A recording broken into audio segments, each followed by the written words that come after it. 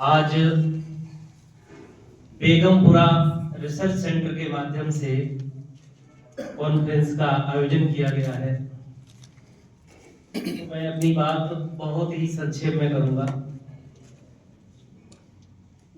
पंजाब की धरती पर मान्यवर कांसीराम साहब पैदा हुए। उन्होंने सिख परिवार में जन्म लेने के बावजूद भी जो बेगमपुरा के सच्चे वारिस थे, उसके वारिस होने के बावजूद भी उन्होंने सन 1990 में बुद्धिस्ट रिसर्च सेंटर की स्थापना की। और मैं सिख परिवार में पैदा नहीं हुआ, मेरा पिछोकड़ कुछ और था, लेकिन कबीर साहब जी की विचारधारा हमारे परिवार में थी, लेकिन हिंदू धर्म को फॉलो करते थे। काफी अध्ययन किया, सभी धर्मों को पढ़ा, समझा। समझने के बाद हम इस नतीजे पर पहुंचे कि जो वास्तविक आजादी है वो धर्म की होती है, और जो गुलामी भी होती है वो धर्म की होती है, क्योंकि दर्शन के द्वारा ही राज किया जाता है, और दर्शन के द्वारा ही लोग गुलाम बनाए जाते हैं। दर्शन के द्वारा ही लोगों को आजाद कराया जाता है। तो जब सारी चीजों को पढ़ा, समझा, तो मैंने पाया कि सिख दर्शन ही एक ऐसा दर्शन है, बेगमपुरा दर्शन ही एक ऐसा दर्शन है जो भारत के दबे कुचले दीन गरीबों को ब्राह्मण के द्वारा बनाई हुई व्यवस्था की जो गुलामी है, ब्राह्मणवादी जो सिस्टम है, उसमें से आजाद करा सकता है। जब इन चीजों को बहुत गंभीरता के साथ समझा तो सिक्की में हम गुरु साहिबान की कृपा से एंटर हुए। उसके बाद मेरी मित्रता हुई फेसबुक पर सरदार जसवीर सिंह अंकल जी से। उन्होंने मेरा नंबर लिया, फिर सरदार करनैल सिंह अंकल जी से बात हुई। दर्शन करा दो। सरदार करनैल सिंह जी अंकल जी हैं जो मंच का संचालन कर रहे हैं, और बाहर चले गए हैं, उनके दर्शन कराएंगे जसवीर सिंह अंकल जी। तो उनके साथ काफी विचार विमर्श हुआ। विचार विमर्श होने के बाद यह तय किया कि जो भारत के दबे कुचले दीन गरीब जो मजलूम लोग हैं, ये अनजान होने के कारण, इनको ज्ञान नहीं है, अज्ञानता के कारण गुलामी के दुष्चक्र में फंसे हुए हैं। इस गुलामी के दुष्चक्र में फंसे हैं, तो उनको कैसे निकाला जाए। काफी विचार मंथन होने के बाद बेगमपुरा रिसर्च सेंटर की स्थापना की गई कि जो भारत के दबे कुचले दीन दुखी मजलूम लोग हैं, जिन्हें जाति के आधार पर नीच घोषित किया गया है, और जिनके साथ जाति के आधार पर आए दिन अन्याय, अत्याचार, शोषण, उत्पीड़न, लैंगिक अपराध की घटनाएं हो रही हैं, अनवरत हो रही हैं। आखिर इन लोगों को कैसे बचाया जाए, मानवता को कैसे बचाया जाए। तो उसके लिए हमने बेगमपुरा रिसर्च सेंटर की स्थापना करी। कब की थी ये स्थापना? इसकी स्थापना 18 जुलाई को हुई। ऐसा कब? पिछले साल? इसी साल, पीछे जुलाई निकल गया, 24 में। तो इसके लिए अध्ययन किया कि एक ऐसा दस्तावेज तैयार किया जाए, एक ऐसी छोटी सी किताब लिखी जाए जो बेगमपुरा फिलॉसफी को कंप्लीटली समझा सके कि बेगमपुरा फिलॉसफी है क्या। तो एक जो किताब है, मात्र 32 पेज की किताब है, और ये किताब मैंने जहां तक अंकल जी, जसवीर सिंह अंकल जी और गुरुदेव सिंह अंकल जी, इनका काफी सहयोग रहा है इसमें। तो इसमें बेगमपुरा दर्शन के साथ साथ कि जो गुलामी से मुक्ति की प्रक्रिया है वो कैसे है, कैसे मुक्त होंगे, गुलामी के मूल कारण क्या हैं, इस गुलामी से आजादी की ओर हम कैसे जा सकते हैं, किन किन महापुरुषों ने सबसे ज्यादा योगदान दिया, तो वो चीजें बताई गई हैं। खास बात ये जो किताब लिखी गई है वो कल्चरल ट्रांसफॉर्मेशन के लिए लिखी गई है। इस देश में जो गुलामी है, गुलामी ने संस्कृति का रूप ले लिया है। गुलामी एक संस्कृति बन गई है। पहले तो जो शासक होता है वो गुलामों को गुलाम बनाता है, फिर उन्हें जबरदस्ती से गुलामी करवाता है। जब गुलामी स्थायी हो जाती है तो जो लोग गुलाम होते हैं वो अपने बच्चों को भी वही बातें सिखाते हैं। तो गुलामी पीढ़ी दर पीढ़ी ट्रांसफर हो रही है और ये संस्कृति बन गई है। जैसे मैं मध्य प्रदेश से हूं, मध्य प्रदेश में अगर कोई हिंदू धर्म के अनुसार नीच जाति का व्यक्ति है, शूद्र है, चमार है, भूंगी है, नाई है, कोरी है, कुम्हार है, किसी भी जाति का है, तो उसे गुलामी पहले सिखाई जाती है कि अगर कोई तुम्हारे दरवाजे पर ब्राह्मण या ठाकुर आ रहा है तो सबसे पहले तुम्हें अपनी चारपाई छोड़ के खड़े हो जाना है और उसको नमस्कार, अभिवादन, पंडित जी, पाए लागी बोलना है। ये गुलामी का स्टेप है। अगर तुम कहीं कोई शूद्र या अछूत ब्राह्मण ठाकुर बनिया के दरवाजे पर जा रहा है तो उसे सिखाया गया है कि उसे जमीन पर बैठना है। वो उसका छुआ हुआ खा नहीं सकते। अगर उसको पानी भी पीना है तो उनको बोलेंगे भाई हमें पानी पिला दो, तो वो दूर से ऐसे जल डालते हैं तब वो लोग पानी पीते हैं। यानी पशुओं से भी गया बीथा व्यवहार किया जा रहा है। और ये व्यवहार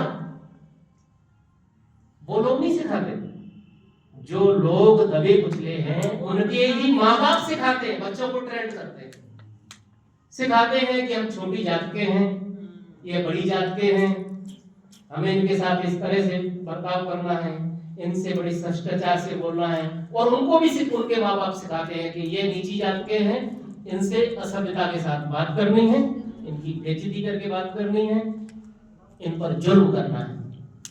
तो ये जो जुल्म की दास्तान है, जो गुलामी है, वो संस्कृति बन गई। जब ये संस्कृति बन गई, संस्कृति का मतलब होता है एक टीचिंग सिस्टम, शिक्षा जो पीढ़ी दर पीढ़ी चलती है, अनवरत चलती है। जो हिंदू धर्म है वो एक संस्कृति है, वो गुलामी की संस्कृति है, वर्ण व्यवस्था पर आधारित, क्रमिक जाति असमानता पर आधारित संस्कृति है। और इस संस्कृति में लोग फंस गए हैं, यानी गुलामी की संस्कृति है। इस देश में जैसे मैंने अभी जिक्र किया कांसीराम जी का, मान्यवर कांसीराम जी ने बाम सेप बनाया। बाम सेप बना करके ये सिखाया कि हमें सोशल चेंज करना है। फिर उन्होंने सोशल चेंज की बात कहते कहते पॉलिटिकल चेंज की बात करी। इस देश में सोशल चेंज के अभियान चले, पॉलिटिकल चेंज भी हुआ। जिन्हें नीच अछूत शूद्र कहते हैं उनके मुख्यमंत्री भी बने, राष्ट्रपति भी बने, चीफ जस्टिस भी बने, लेकिन उनकी हालत जस की तस है। इसका कारण खोजा गया, विचार किया गया तो पाया कि इन जो लोगों ने काम किया ये गलत तरीके से किया। सोशल चेंज एक ऐसी प्रक्रिया है जो थोड़े समय तक चलती है। जैसे मृत्यु भोज बंद कर लिया जाए, शराबबंदी कर दो, नशे को बंद कर दो, दहेज लेना बंद कर दो, तो ये थोड़े समय बाद फिर शुरू हो जाता है। तो सोशल चेंज कारगर नहीं है। पॉलिटिकल चेंज भी 5 साल, 10 साल, 15 साल, 20 साल चलता है, ये भी कारगर नहीं। जो असली परिवर्तन है वो है कल्चरल ट्रांसफॉर्मेशन, सांस्कृतिक परिवर्तन। और जो बेगमपुरा सिख दर्शन है ये सांस्कृतिक परिवर्तन का मिशन है, आजादी का मिशन है। जब सिख कोई बनता है तो उसको सिखाया जाता है कि आज से तुम्हारी जाति, वर्ण, गोत्र, कुल सारी पहचान खत्म। आज से तुम विशुद्ध रूप से खालसा हो, गुरु के बेटे हो। तो यहाँ जो टीचिंग है वो आजादी वाली है। यहाँ हौसला बढ़ाया जाता है कि एक सिख 1.25 लाख के बराबर होता है। यहाँ मनोबल बढ़ता है। लोग सरदार जी कह के बात करते हैं, वीर जी कह के सम्मान के साथ बात करते हैं। अभी हमारे बड़े भाई सरदार विनोद सिंह सरोवा जी बता रहे थे कि पंजाब में एक बात मैंने देखी कि हाँ, मुझे किसी ने जात नहीं पूछी, यहां नहीं पूछी, लेकिन उनके साथ राजस्थान में जात पूछ जाती है। हाँ भाई, तुम्हारी क्या जाति है? जाति पूछने का मतलब है कि ये एक ऐसा हथियार है कि जो सामने वाले की आधी शक्ति खत्म कर देता है, मनोबल तोड़ देता है। एक सवाल कि तुम्हारी जाति क्या है, सामने वाला आधा खत्म हो जाता है, आधा मर जाता है, उसका मनोबल टूट जाता है और उसको फिर बताता है कि मैं ऐसी हूं या दलित हूं। क्या कौन सा ऐसी है? फिर वो उसने बताएगा कि मैं चमार हूं, तो फिर जो सामने वाला है उसकी टोन चेंज हो जाती है। ये गुलामी है। इस गुलामी से मुक्ति के लिए जो सांस्कृतिक परिवर्तन का मिशन है, कबीर साहब जी,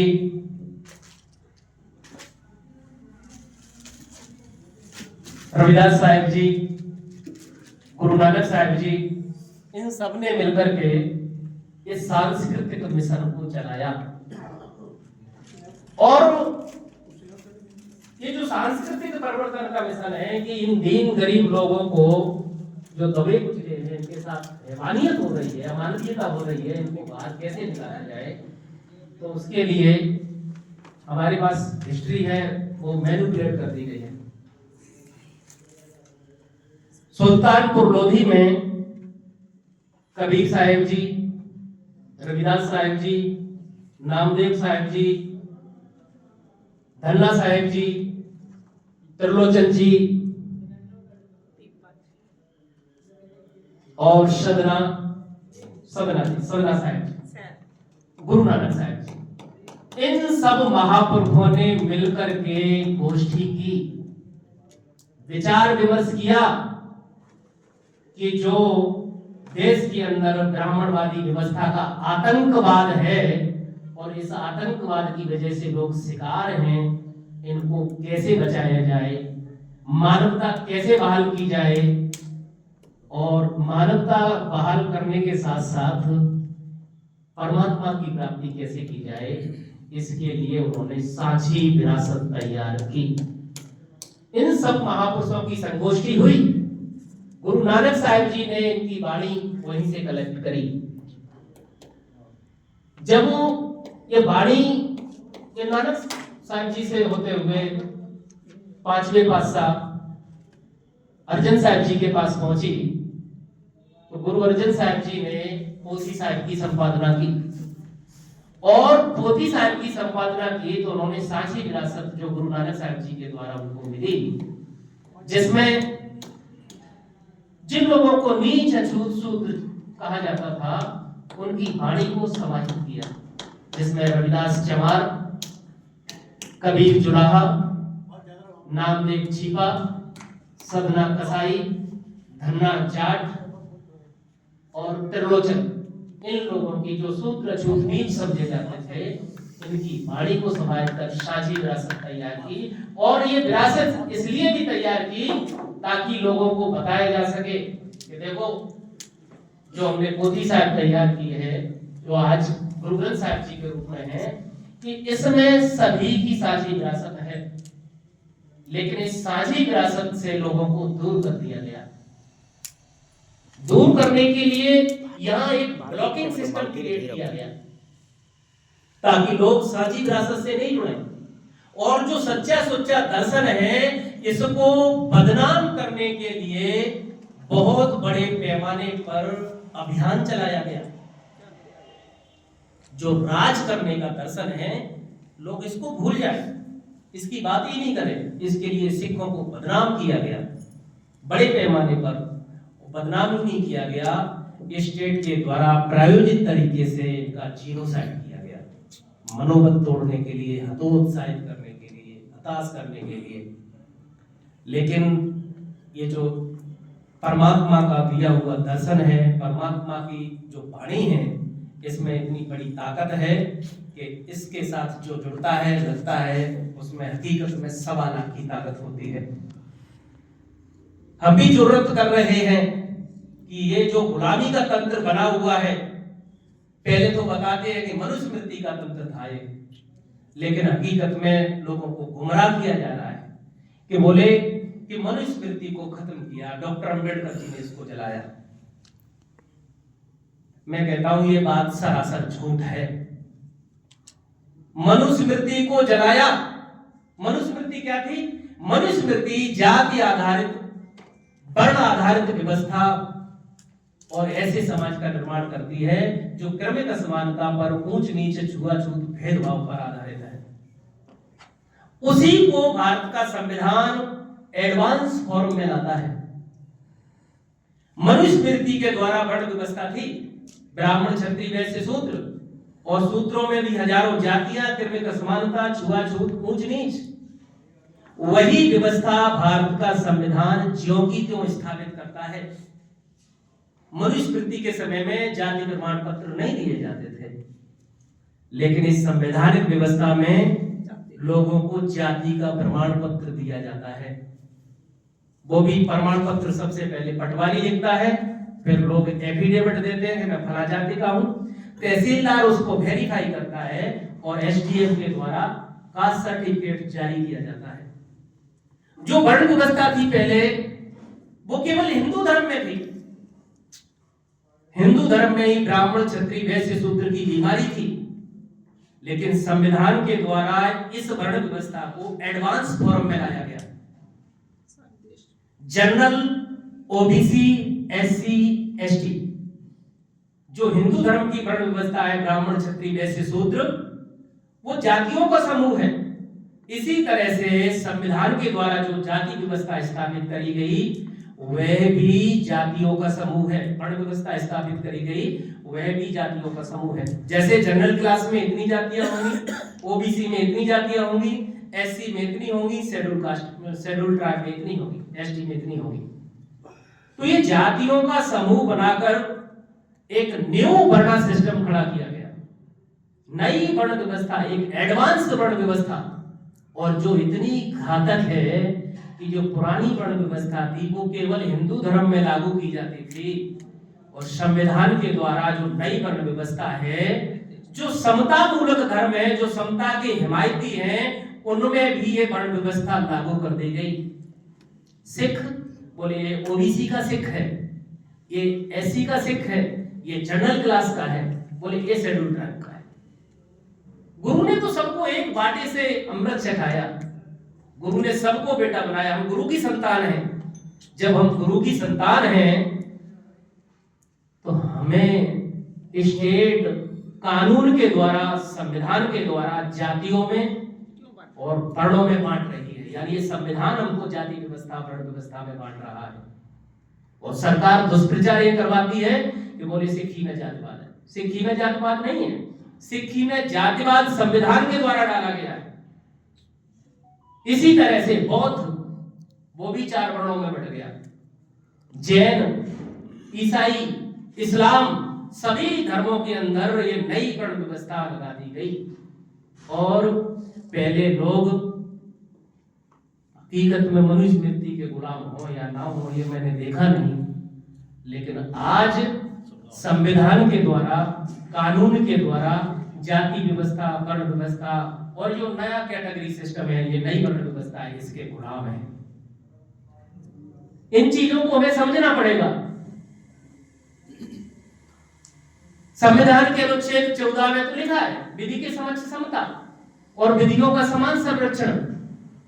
लोग इसको पढ़ करके खुश हो जाते हैं कि संविधान के अनुच्छेद 14 में समानता लिखी है, लेकिन जो समानता का आधार है वो नहीं पता।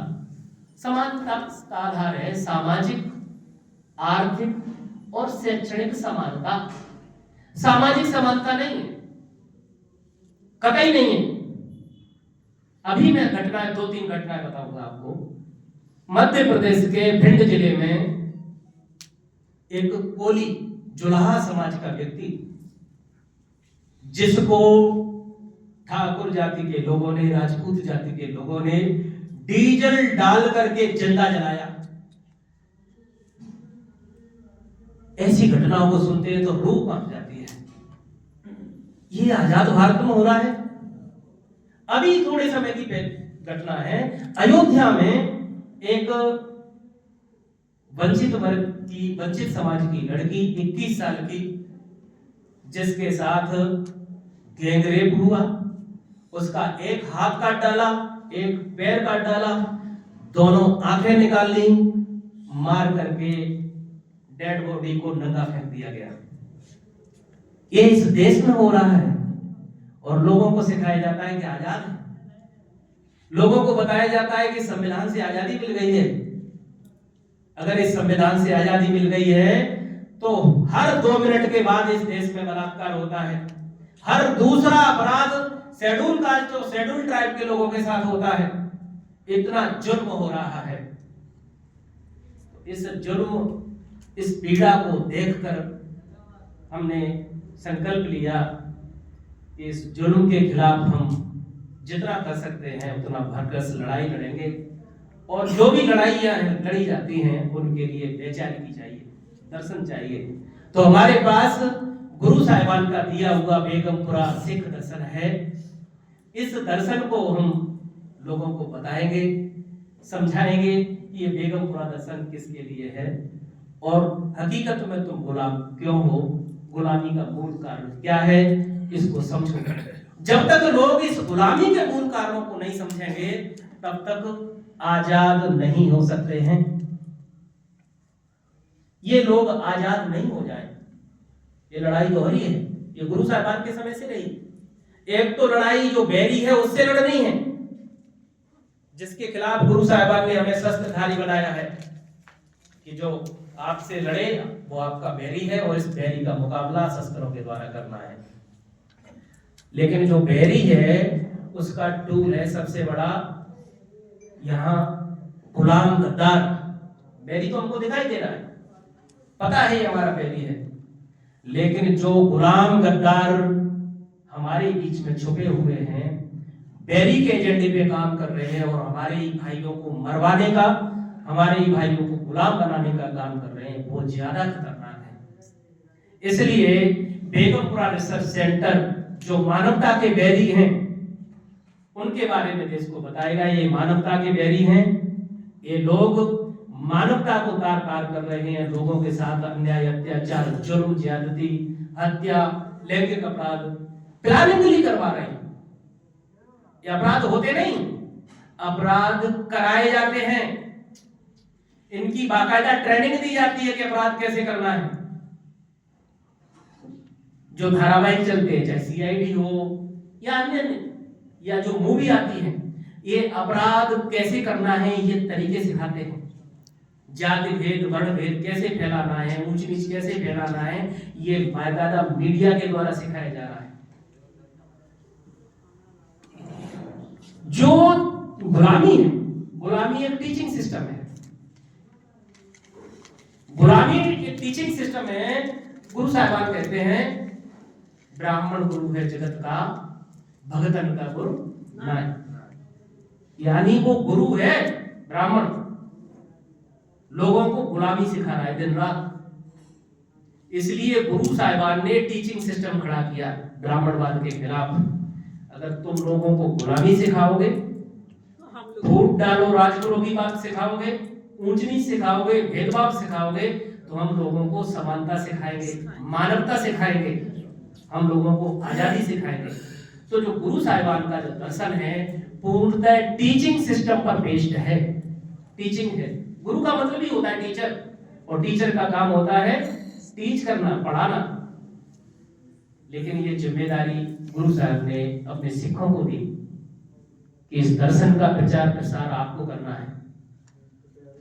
लेकिन हमारे भाइयों ने इस जिम्मेदारी को किन्हीं कारणों से जाने या अनजाने में नहीं समझा, इस जिम्मेदारी को नहीं उठाया। इसकी वजह से जैसा कि भाई सतविंदर सिंह जी ने कहा कि हम पंजाब में भी अल्पसंख्यक होते जा रहे हैं, इसका यही कारण है। तो बेगमपुरा रिसर्च सेंटर एक टीचिंग सिस्टम खड़ा करेगा और टीचिंग सिस्टम के द्वारा पूरे देश में देश के लोगों को ये बताया जाएगा कि समानता क्या होती है, आजादी क्या होती है और ये आजादी कैसे प्राप्त की जा सकती है। तो इसके द्वारा हम प्रचार प्रसार करेंगे और जो मैंने बात करी बीच में ब्लॉकिंग सिस्टम की, ब्लॉकिंग सिस्टम पर अपने विचार पूर्ण करने के बाद बात खत्म करूंगा। कोई भी दर्शन जो हमें आजादी की ओर ले जाए, जो हमें समानता की ओर ले जाए, जो हमें राज दिलाने की ओर ले जाए, लोग इस दर्शन से नहीं जुड़ जाएं, इसके लिए स्टेट ब्लॉकिंग सिस्टम खड़ा करती है, भटकाने के लिए, गुमराह करने के लिए, ताकि वो लोग उसमें ट्रैप हो जाए, फंस जाए। मैंने एक बचपन में कहानी पढ़ी थी, हिंदी में थी कोई, उसमें एक साधु होता है, उसे तोता मिलता है जंगल में। तो साधु तोते को शिक्षा देता है, शिकारी आता है, जाल फैलाता है, दाने का लोभ दिखाता है, जाल में फंसना नहीं चाहिए।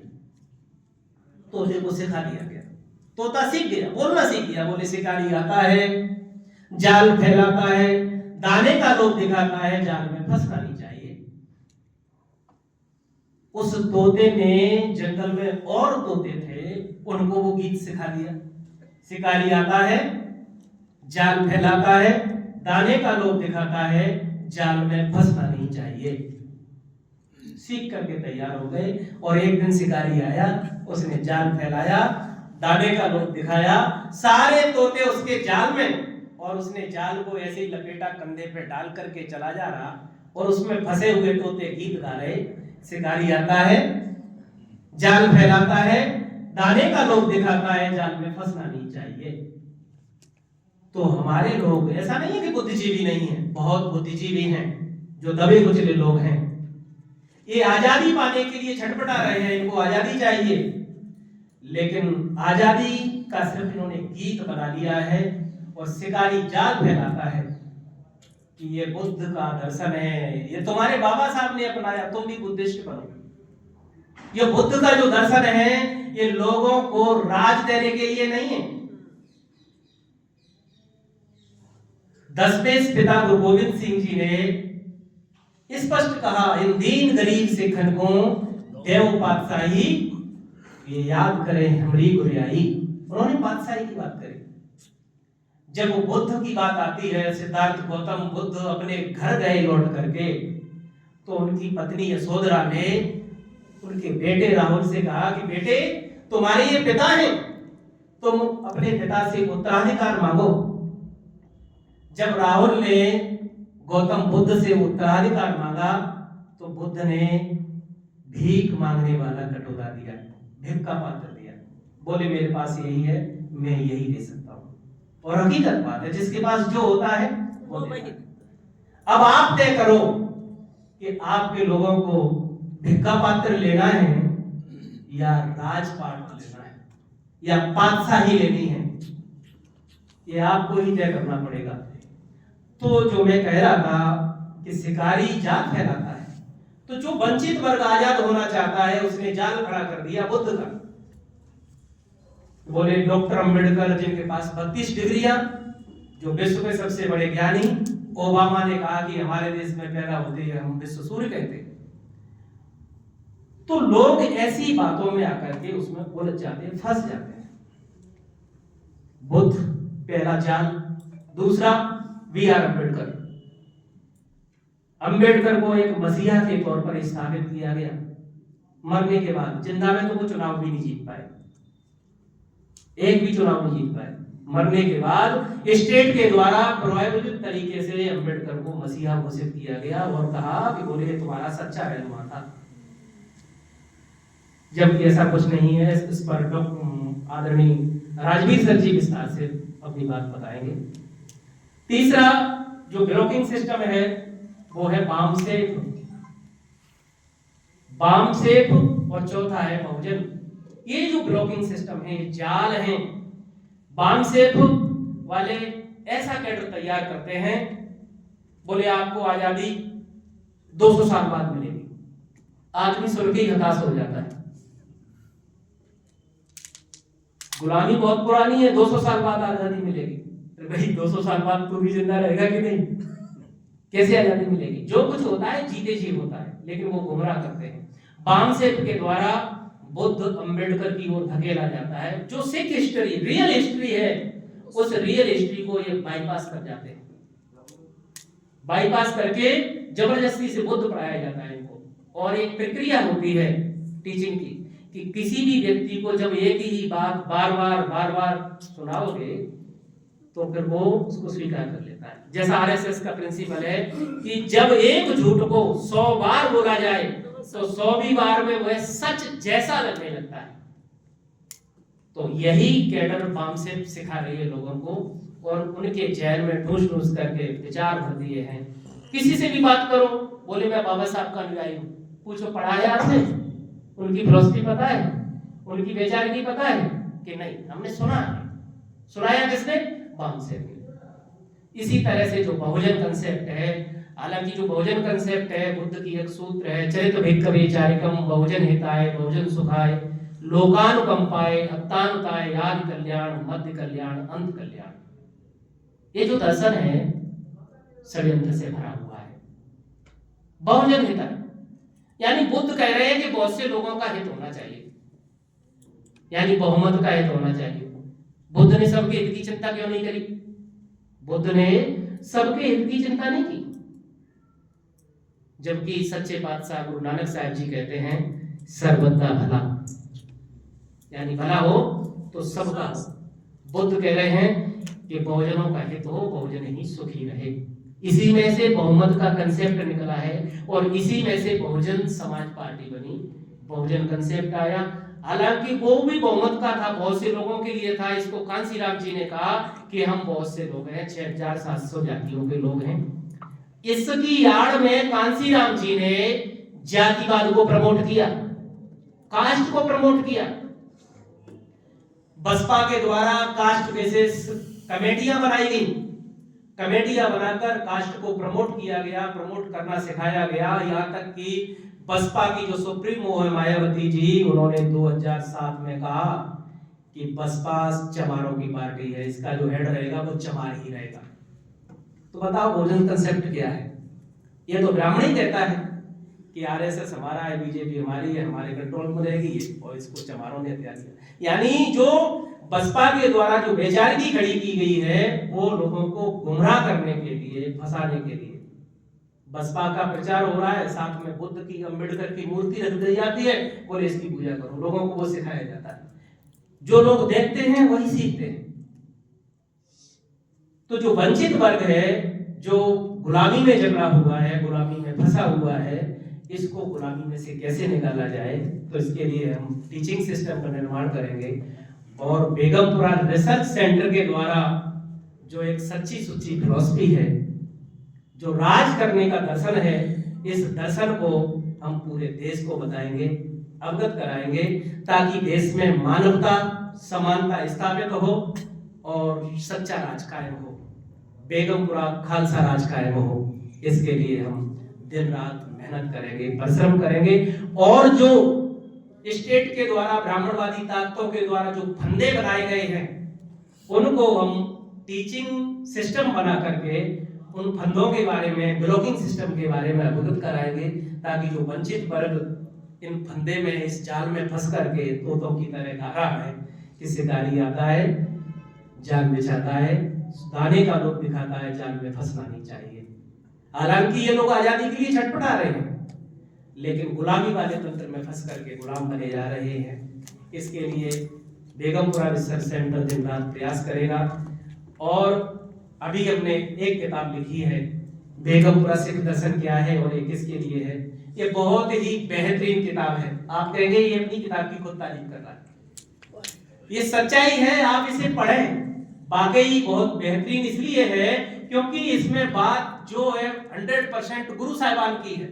मैंने तो उसको इकट्ठा करके लिखा है कि गुरु साहिबान ने दबे कुचले, नीच अछूत शूद्र जो लोग कहे जाते हैं, उनके लिए इतना महान दर्शन तैयार किया। तो गुरु साहिब की इसमें बातें हैं, इसलिए ये बहुत अच्छी किताब है। इसको आप पढ़ें, लोगों को पढ़ने के लिए प्रेरित करें। और बेगमपुरा जो रिसर्च सेंटर है, ये प्रचार तंत्र के माध्यम से पूरे देश में अभियान चलाएगा। अभियान चलाने के लिए हमारी एक टीम है, पूरी धीरे धीरे हम आगे बढ़ रहे हैं। लोग सच्चाई से जुड़ रहे हैं। हम इतनी धीरे धीरे आगे बढ़ते चले जा रहे हैं कि दिनेश सिंह LLM नाम की चर्चा अमेरिका में होती है। अमेरिका में बैठे हुए लोग ये कहते हैं कि एक दिनेश सिंह LLM है, बोले ये खालिस्तानियों से मिला हुआ है। अभी हमारा नेगेटिव प्रचार हो रहा है, आने वाले समय में पॉजिटिव प्रचार होगा, लोग सच्चाई को जानेंगे, सच्चाई समझेंगे। तो मैं सभी से विनती करूंगा कि आप बेगमपुरा सिख दर्शन को समझो, इसको जियो और इसका प्रचार प्रसार करो और अपनी जिम्मेदारी समझो एक गुरु का सिख होने के नाते कि हम गुरु के दर्शन को पूरे देश में फैलाएं। बड़े लोगों का बड़ा लक्ष्य होता है पूरे देश में नहीं, हम पूरे विश्व में फैलाएंगे। जो सिख दर्शन है, सिख एक दर्शन मात्र नहीं है, एक वर्ल्ड ऑर्डर है। पूरे विश्व को इसकी जरूरत है और पूरे विश्व में बेगमपुरा राज कायम हो, बेगमपुरा खालसा राज कायम हो, ऐसा हम प्रयास करेंगे। आप सभी ने मुझे सुना, आप सभी लोग मेरे आमंत्रण पर आए, इसके लिए आपका बहुत बहुत आभार। वाहिगुरु जी का खालसा, वाहिगुरु जी